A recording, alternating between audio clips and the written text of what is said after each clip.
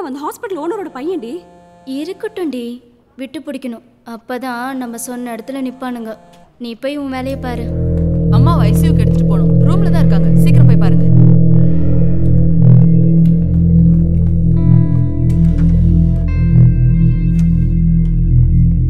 அம்மாக்கு இப்ப எப்படி இருக்கு? எங்க சார் போனீங்க?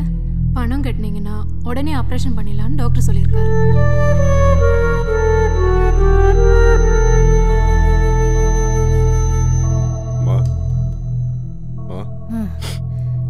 ஐயா தமிழே, கவலைப்படாதீங்கம்மா, காசு ஏற்பாடு பண்ணிட்டேன்.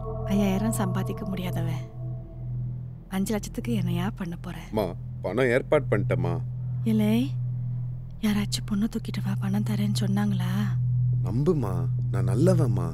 உங்க அப்பனும் நல்லவன் தாண்டா. பொறுப்பு ஏத்துக்காம நல்லவனா இருந்து என்னப்பா பிரயோஜனம்?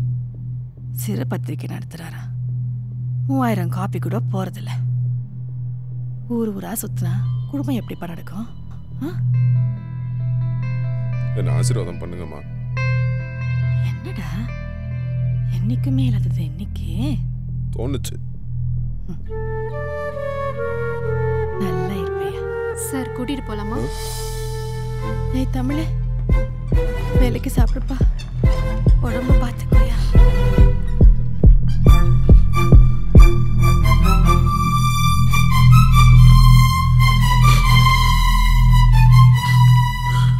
சிஸ்டர், டாக்டர் எங்க இருக்காங்க? ரூமுக்கு போறாரு பாருங்க. டாக்டர் ஒரு நிமிஷம். நான் பொன்னம்மா பேஷண்டோட சன். அவங்களுக்கு இமீடியட்டாக சர்ஜரி பண்ணணுமே. பணம் கட்டியாச்சா? இல்லை, நீங்கள் ஆப்ரேஷன் ஆரம்பிச்சிருங்க. நான் எப்படியாவது 2 மணி நேரத்தில் பணம் கட்டி. சாரி ஜென்டில்மேன், அப்படிலாம் பண்ண முடியாது. முதல்ல பணத்தை கட்டுங்க, அதுக்கப்புறம் தான் எதுவுமே. உங்களுக்கு மனசாட்சியே கிடையாதா? ஏன் பணம் பண்ணி அலையறீங்க? Please sir. வெளிய போயா.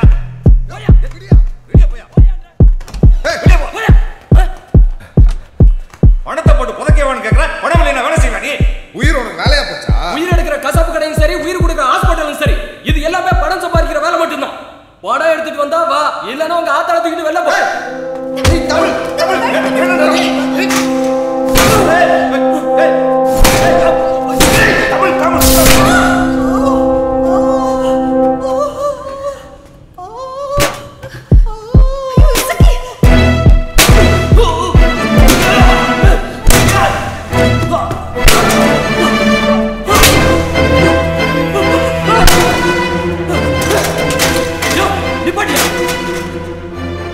எங்களை அடிச்சு என்ன ஆக போகுது?